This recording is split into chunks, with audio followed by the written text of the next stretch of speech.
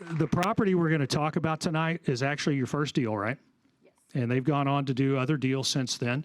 And this particular deal, at the time that we put this presentation together, they were under contract, and I think it would have been sold by now, right? No, it wouldn't have been. It wouldn't have been closed yet. I will kind of go to the punchline, and that is that the buyer on it had some personal health issues, whatever. But all of the numbers that we're using tonight are actual numbers based on the sales price that they had, and we'll make some comments. I have no problem, and we will talk further about it, that they'll be able to sell this and go back to market, and your pastor's probably got a little bit of money out of this, even though the deal fell through, right? Yeah, it's Okay. not all finalized. Okay, so we'll talk about all that. Let me give up the mics to you guys. Good evening, everyone. I'm Karen Zucchero. This is my husband, Troy. We have been married 30 years. We have 2 adult daughters and 1 son-in-law. Definitely 30 years. Yeah, that top left picture is last year on our 30 year. We were in Cancun. My background is in accounting and finance. I'm a CPA by trade, although I don't practice anymore. I spent 17 years in the financial services industry. Troy's background is IT, computer information systems. He also has an MBA in finance. He has spent the past 30 plus years in IT. He is still there in his W-2 job. So he's still full of it. Yes. He is still full of it. Yes, definitely. So we joined Lifestyles in 2015, and currently we are lead investors in two properties here in Houston. So how we joined Lifestyles and became aware of Lifestyles, I had a good friend in college, or from college, and he actually pulled me to a Lifestyles event, and I had never even heard of Lifestyles. The story he had told me is, hey, I'm going to pick you up tomorrow morning for the event. I'm going to bring some breakfast tacos. We're going to get to have a couple beers with this crazy guy named Dale. We're going to have a good time. I'm like, sure, why not? And so that's what drug us. You know, I had no idea what I was getting myself into. While I was there at the expo, you know, that's where I really, saw the advantages in talking to people about how to offset your W-2 income, with some tax advantages with real estate. And so I joined. Of course, Karen wasn't happy with me when I got home and told her, we're now part of Lifestyles. And I would say that was the first of our journey with Lifestyles. You'll hear about something called a 2-day, where they have 2 days of training after you join. I still remember when I was walking home or walking to lunch across the street from the first day, and I was telling her, as a CPA at the time, here are all the ways we're going to, save on taxes, and her explaining to me that we're not doing anything illegal. She's a CPA. There's no way. I was a little bit skeptical. Yes, pretty skeptical. And so at that point, I went to the 2-day and finished it up, and then it took about a month or 2 before we pulled Karen in, and she actually went to the 2-day. And that's really where our Lifestyles journey began, I'm going to say. We learned about, how to put our money to work, and not having to be worried about a W-2 job and what would happen, if you got laid off, and not having other, recurring income streams other than your W-2. So that's kind of how we joined and became aware of Lifestyles. So let me just emphasize on what he said there, that this is a pretty common situation. I don't know if you're here with your significant other or if you're going to have to go back and tell her or him tonight what you did tonight and what you're going to do with all of your money in the future. But I found myself in that position when I sold a company. I had found Lifestyles. I went home and told my wife, everything we just made, I'm going to throw it all into real estate and we're going to go for the moon, right? And she said, oh, hell no. Half of it's my money. We're not doing that. And I said, let me set up a lunch. I need to introduce you to somebody that's going to help me convince you. So it's very common if you're in that position. It happens all the time. I could bring up a lot of people that could tell the same story. So real quick, is a very important thing. Some of you like to come to my seminar this weekend, which is the one they're talking about. Both of you come together. One's going to want, one's going to not want, but if you're both on board, you have to support each other. So please come as a couple. Yeah, when you each come, she's like, he's full of crap. He doesn't know what he's talking about. That's what happens. But if you're both there, you go, okay, I get it. It makes sense. All right. Did we cover all this? I think so. Okay. In a roundabout way. And let's talk about Dover. Yeah. So this is Dover Place in Houston. This is the first property that we purchased as leads. It's 32 units, built in 1971.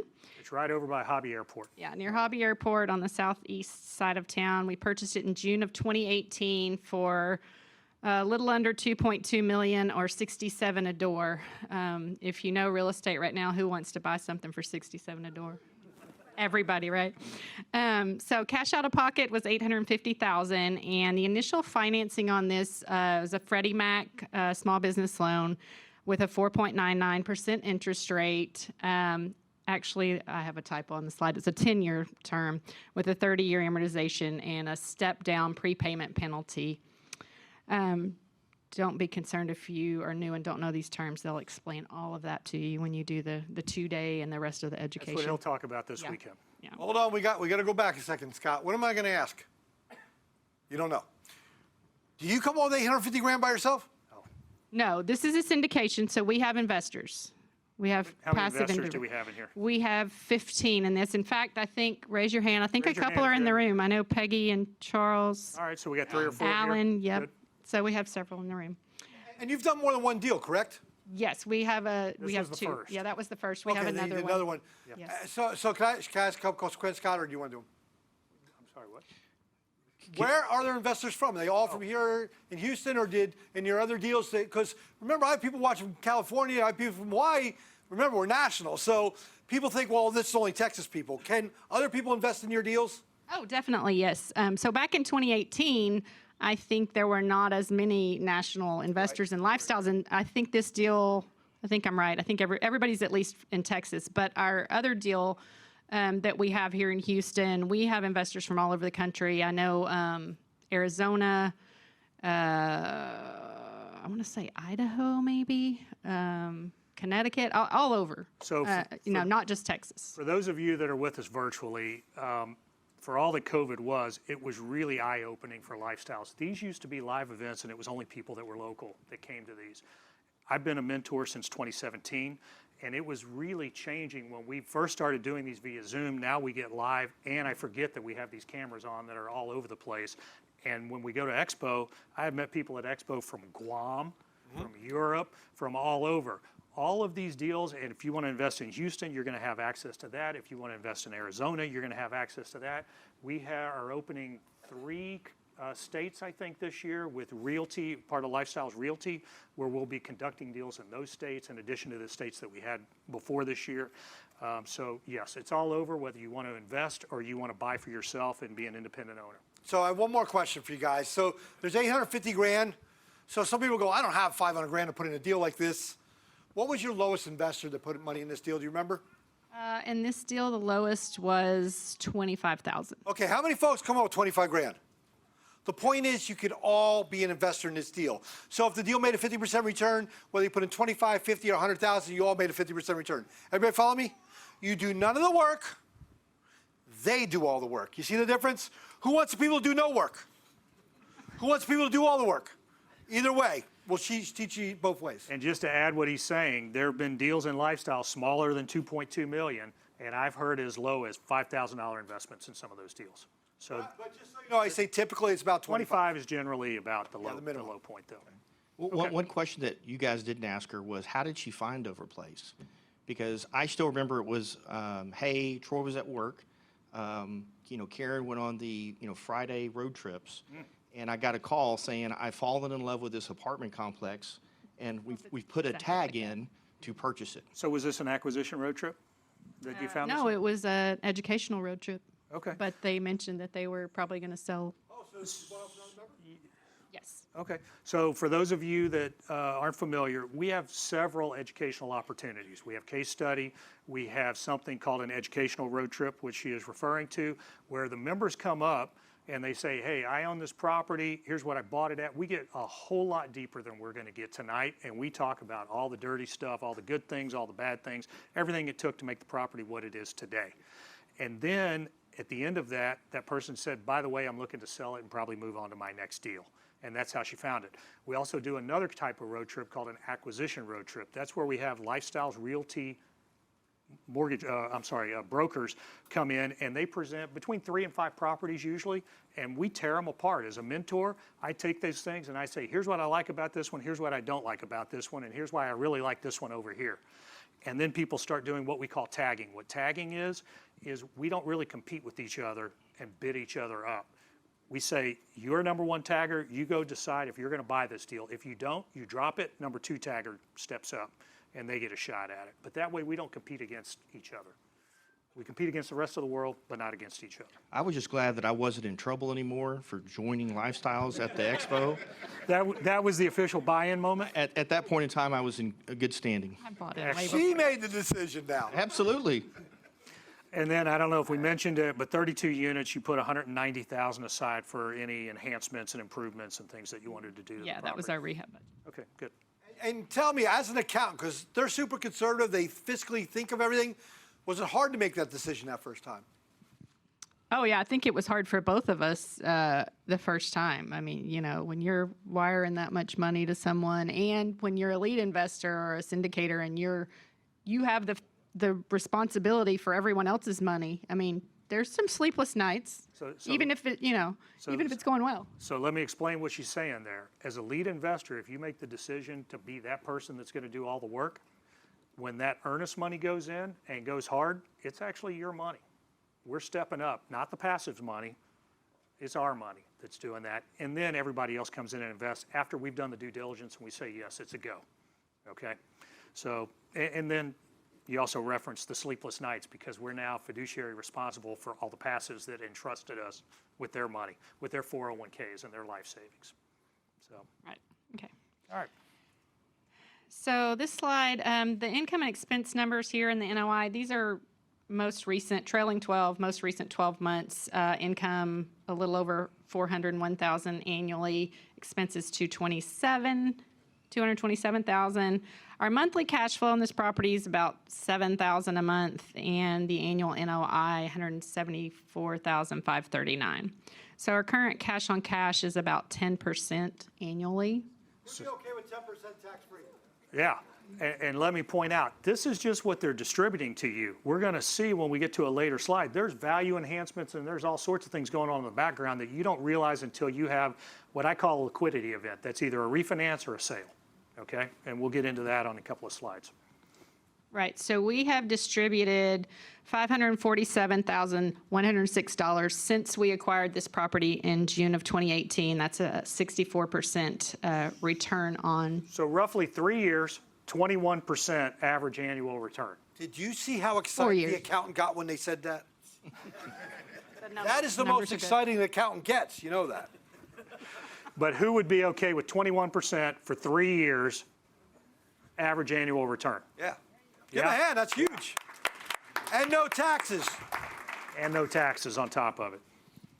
So our current valuation is about $3.1 million on this property. And I don't want to get too deep on the 6 cap that she referenced there. David told me that was a bad word and I shouldn't say it. Yeah, tonight it is. They got to learn We'll get the into seminar. it over the weekend and explain what all that is because it takes a little time. But I will tell you that this is a very conservative number. Is that the number that you were under contract for, though? Right around, yeah. Okay, that's the number she was under contract, so that is real, actual market value that somebody was willing to pay. All right, let's look at the before and afters here. All right, so there is some difference. You're not going to see a lot. This deal was a yield play, and I don't want to get too deep into that, but basically what that means is we didn't have a huge amount of rehab to do. We did not think that we were going to do a refi after 2 years and give everybody 40, 50, 60% of their money. We just said, this is a solid yield play. We think that you're going to get 5 to 7% per year. We'll probably hold it 4 to 6 years. And this is a great deal for a first timer because there was Right. no heavy lifting. It was good Right. for you to teach with. Right. So I will tell you a little, we kind of classify things in 2 ways. One of them is a value play, one's a yield play. This was a yield play. It made money from day one. It actually belonged to a member before. It wasn't messed up, mismanaged, had potholes that would eat your expedition or whatever. It was a pretty good property to start with. And she just went in and she was going to tweak it a little bit and improve it a little bit and make things a little bit better. So the value plays, you go into those, one or two of my own, and I told my investors, you're not going to get anything for a year for sure, because I got a long way to go on this thing. But we made significant amounts of money on the back end on it. This one, steady Eddie, been producing since day one. Yeah, that was the plan. So most of our rehab was exterior, and we also said, oh, we'll get this rehab done. We'll probably start doing distributions in 6 to 9 months. Now that I see it, this exterior picture she's given us, the rehab was an accent color. It was. We also put on all new roofs. About half of the ACs were new that were aged, replaced a bunch of fencing and stuff like that. But yes, we didn't significantly change the colors on that. But there's more to that story. This is the, I guess, more exciting part. Yeah. So, we said it's a yield play. You're going to get distributions in 6 to 9 months. And so you always need to expect the unexpected. We went into this and knew there was going to be some road construction, a city project, but didn't know the extent of it. Improvements. Yes. It eventually was. But basically for about 9 months, it looked like the road was closed. They tore up both sides and replaced water and sewer pipes. They repaved the whole street. So it made it very difficult to get to and from the property. The property's actually on a dead end, so there's only one way in and out. It was very hard to retain tenants, and it was very hard to attract tenants. Our manager actually would go down to the corner store and guide people in, because you can see the road closed sign there, and it looked like the road was closed. So that delayed us because we weren't really able to get keep our occupancy where it needed to be, and we had a lot of turns. There are a lot of people that moved out and having to, rehab their apartment before we could rent it again. So let me rephrase what you just said. Everything was going wrong from day one, but she already told you what the end result was, so we're going to build on it a little bit, but I want you to keep that in the back of your mind. This is a real estate deal where you couldn't get to it for about a year. Still made money. It was still making money, and things were still going on that was positive, and then we'll come back to that. All right. Yeah, so besides roofs, we replaced balcony landings, solar screens on the front. We added barbecue grills and picnic tables to we had a big green space that was really nothing there. So added that for an amenity. For a small property, you can't usually do a whole lot for amenities, but we did that, and the residents really enjoy that. So that was the majority of our rehab. We just had a couple interior units that had not been updated by the previous owner, So you don't see a huge difference here. We did go in, they had already started using the vinyl plank flooring. We did go in and make sure as we turned units, if the appliances were the old white ones and not working well, that we upgraded them to a black. But basically a clean, functional property. It's a C-class property, but a nice looking C-class property.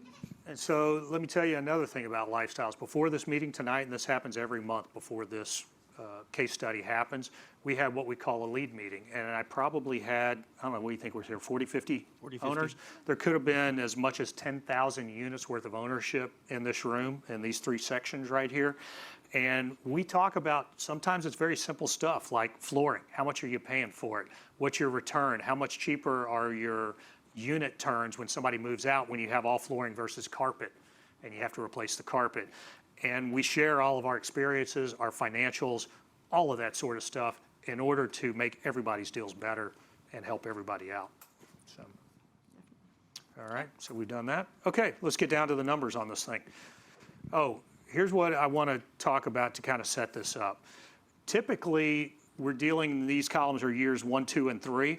Because she had a 4-year deal that was in process here, and we thought we had a sale in process and we had final numbers, that's what we've used to construct all of the numbers that you're going to see. So years 1 and 2 are combined. There was improvement from year 1 to 2, so year 1's a little enhanced, year 2's a little watered down in this column that we're talking about here. 1 and 2, it's an average. Yeah, it's an average that we used on there. If she had shown it there, you see a pretty significant change in income from years 1 and 2 to year 3, but it was really a pretty smooth transition from year 1 to 3, and I would say there were 10% growth each of the years. So with all that said, go ahead and kind of elaborate a little bit on that. Yeah, so the income number here and the expenses, I mean, you can see the income number is about, what, 50,000 lower in years 1 and 2 versus year 3, and that was really due to the trouble we had maintaining occupancy because of the construction. So year 1 and 2, we averaged income of about $327,000, operating expenses $209,000, and then our net operating income of about $118,000. Mortgage and capital expenditures, this is an interest only, or it had an interest only period in the loan, so we were paying interest, and then the rest was some capital expenditures that weren't in our initial money that we raised for. But she did have significant turnover in those first couple of Yes. years, partially because of that street construction that she mentioned. And some of it is just a little bit of clean out. You're raising rent. Some people don't want to pay it, so you bring in somebody new that does, that appreciates what you're doing. Her returns, year 1 and 2, not great, 1.8%. However, it gets better. Right. So we moved to year 3, and like we said, we increased the income. We were able to start bumping rents. Our occupancy was up into the mid-90s, where we wanted it to be. So our NOI increased to $176,811. Mortgage and capital expenditures pretty much the same, but our net cash flow increased to $65,518 in year 3. And that's just the cash flow from operations. And somewhere in there, because of the significant improvements you had done, you did a refinance. Was that in year 3? It was year 3, but that money's not in that cash not in flow. that That's just cash calculation, flow yeah. from. We're going to come back to that. It'll be on the next slide. Yeah. there. Yeah, on the next slide. So here again, we've already talked about our net operating income in all the years, but the property value when we purchased it for $2,163,000. You can see in year 1 and 2, because our NOI was so low, our property value actually kind of dropped. I mean, we didn't lose actual money, right? But unrealized, I guess it dropped. Debt payoff, there again, it's just interest. And in years 1 and 2, we averaged returning about $14,000 a year to our investors. So not what we wanted, 1.7%. But then in year 3, we were able to raise rents and mitigate our expenses enough that we raised the property value almost $1 million. And we did a cash out refi at the end of year 3, which, if you remember, that's not something we planned. We said this was just a yield play. You're going to get your 5 to 7% every year, and then we'll eventually sell it and realize everything then. So this was a surprise, good, unplanned thing. We returned $280,716 in year 3. So $247,000 of that was from the refi. We actually got more than that, but we did our refi in July of 2021, and the lenders required a COVID holdback reserve. So they kept $119,000 of our cash out refi money, and said they had to hold it for a year to make sure that we really paid our loan, right? Yeah, you gotta so that remember. rolled over into year 4, and we were able to return that in year 4. During that time frame in COVID, there were some people that were having employment issues, right? I mean, hospitality, retail, restaurants, all that, bars, all that kind of stuff. All those people that worked for them, they were closed for a while there. So the lenders, when this was going on, would make us carry what I call interest reserve accounts, and they would make us put in their case about $120,000, so that if something went wrong and people weren't paying rent, they had a escrow account basically to go to get the mortgage paid. In the end, you didn't have to use any of it, right? No, we did not. And so after 12 months, they 12 released months, it. we requested it back. Yeah, they released it once they saw everything was going to be okay, and we started to forget how to say COVID, and it got distributed to the investors. So. Yeah. So year 3, our cash on cash distribution is 33%. That's way better than the 5 to 7 that we had hoped for. So everybody's happy with that. Yeah, in year 4, so as Scott said, these numbers in year 4 include, we were under contract to sell, and it just fell out of contract since we put all this together.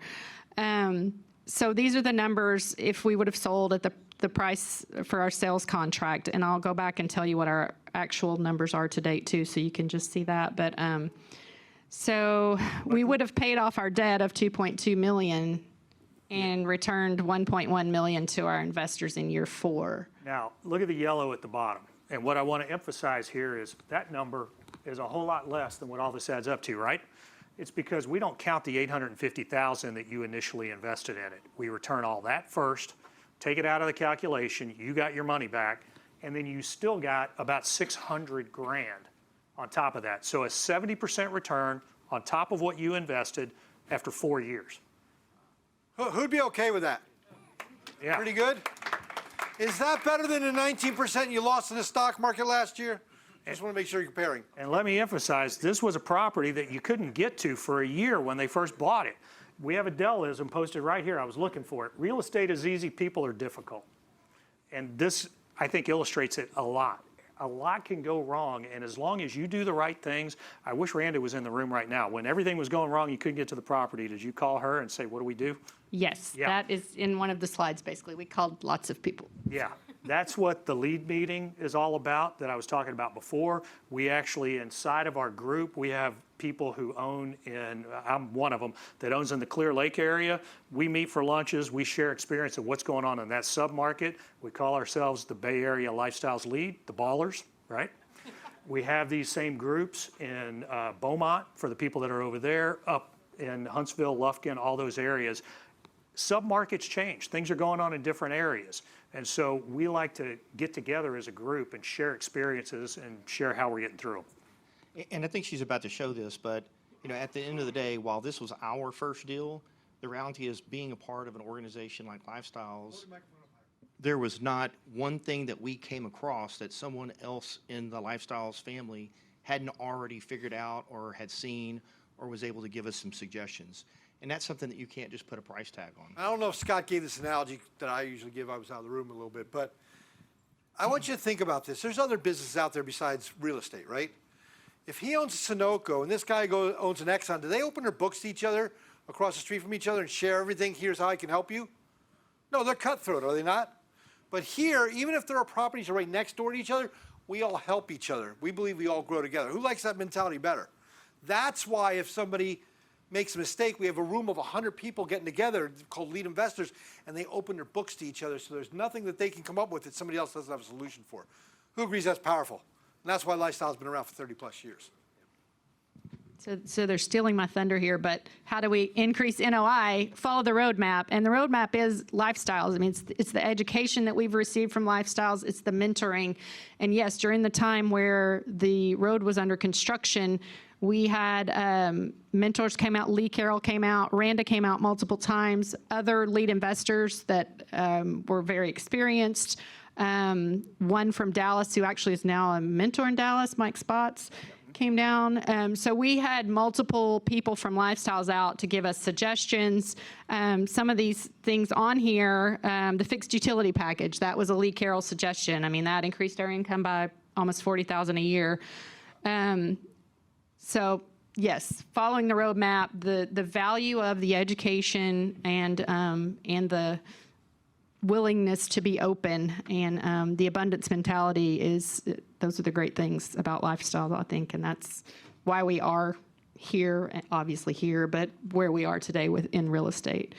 But other things, increasing NOI, we increased rents 18% over the 4 years. We implemented a water RUBS program, meaning that residents were not getting billed for water, so we started billing back water. We offered an optional fixed utility package that they could just pay a flat monthly rate for water, gas, electric, trash, pest control, that kind of thing. And we make money on that. Water conservation, we actually only did shower heads and aerators. We did them in-house with our maintenance and saved 15% on our water bill. So this guy's costs very little. Very little. The thing that's expensive in a water conservation program, and depending toilets. on your lender, they'll give you a better interest rate, they'll incentivize you to do it, but it's to replace the actual toilets and get half the amount of water per flush that an old toilet might give. They didn't have to do that on this. It wasn't a part of their loan package or anything. Right. So, but this is, what, about $12 per unit plus your labor? Probably Something like that. $12. Next to nothing. Yeah. And then we implemented online payments, which basically it decreased admin time for our manager, for me, not having to post payments, human error, go to the bank, all those things that allowed her more time to do other things. Which the staff, when we took over, said that was impossible to implement online payments for this resident base. And Karen was very diligent with reinforcing that message with both the manager and the residents. And within a couple months, you had 100% adoption of the online payments. And by the way, this is true. My first property that I ever had, it was something like 50% of people would go across the street, pay cash for a money order, and then come back and give it to us to pay rent. and we were able to get rid of that, and I didn't think it would happen personally. Fortunately, I had somebody on my staff that pushed it through. That's another follow the roadmap. I have to credit Lee Reeves. If you're out there in Nashville, he told me, yes, you can do this on a C-class property. I've done it. So we did. And then, like how has lifestyles changed our life? Number one is just peace of mind. What I would be able to say is, before we joined Lifestyles, 100% of what we lived on was W-2 income. And I still remember, going to the 2-day, Dell was the one that was providing the 2-day, lecture. And he asked, in the audience, how many of you, are have recurring income outside of your W-2? And, basically no one raised their hand. And if somebody did, it was like 1 or 2%. And so where Karen and I have evolved with the last, 5, plus years with Lifestyles is we're to the point with both our passive investing, and the lead, work that Karen's primarily doing. We've almost replaced our, W-2 income. And so from a peace of mind perspective, if let's say I got laid off or if something happened, it's not something that we have to worry about at the moment. So peace of mind is the number one thing of how Lifestyles has changed our life. Cool. So what's next? So what's next? We would like to acquire 150 to 200 more units this year to allow Troy to retire from his W-2 job. And we're also passive investors, and so we'll continue to invest passively, probably a couple, 2, 3, at least more deals this year. And then long term, just want to be able to give back more to our church, our community, our family, and then eventually, probably 5 to 7 years, transition strictly to passive investing. It's a lot less work.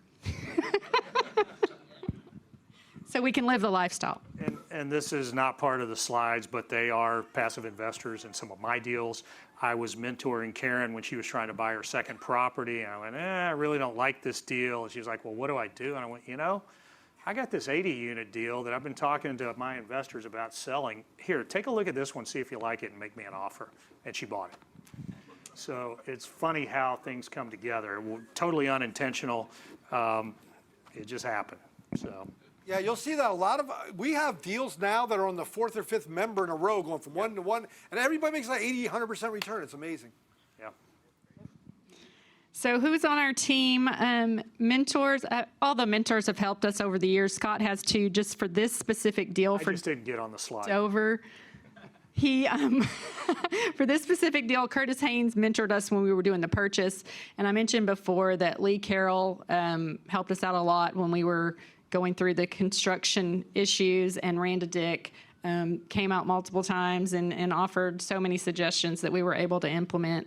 Joe Nichols, who was here earlier, he's back there. Joe represented us as the buyer on this deal. He's one of the in-house brokers that brought this deal to her. And then as far as vendors, our general contractor was Liberty Builders. Gene Trowbridge is our SEC attorney, and Jamie Safier is our mortgage broker for this deal.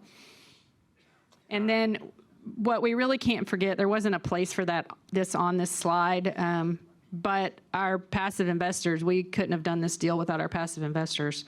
It's not something, we wouldn't have gone out and thrown down $850,000 of our own on our first deal. So we appreciate their trust in us. You did a couple deals now. Anybody in any of our deals, are you in the room? Anybody here? So think of all those people, the 100 people, whatever, invest with you, only 3 show up. Isn't that funny? They just want their checks. Maybe because I forgot to tell them we were doing this tonight. Oh, well, All right, let's open it up for questions. Anybody? Hey, did y'all have a KP on this deal? We did not. Did you use any software for online payments, for rent payments? Yes, we used Resman property management software, and then for that property we use Paylease Zego for online payments because it integrates with Resman. Okay. Yes. Question over here. Were you guys in any passive deals before this first lead deal? Or any single family before that, just passive in that first deal there? Well, when we first joined Lifestyles, after I got in trouble, within 30 days, I was pretty excited, and I bought my first single family. Okay. And so we did that through Lifestyles, and I still remember, like, Dale did some kind of goal setting meeting, and Karen came with me, and very quickly we realized that we needed to jump over into the multifamily. And so we ended up selling that single family, and we went through maybe 4, 5, 10 passive investing opportunities before we jumped over into the lead role. And I think what was the most important thing of that is, there is a lot of great leads here in Lifestyles, but everybody's a little bit different. And, as we were going through and from a passive experience, there were things that we really liked about certain leads and liked about, different deals. And that's, we sat down multiple times talking about, if we ever do a lead deal, these are the things that we want to make sure that we, do in our deal. So the answer is yes. So a lot of people do learn being a passive. There's nothing wrong with being a passive first, then later being a lead, later being an IRO, or some people go right into being a lead. It's up to you and your motivation methodology. And Karen hadn't seen the property yet. She had to wait till that, Friday road trip. She had to get hit by the lightning bolt. That's right.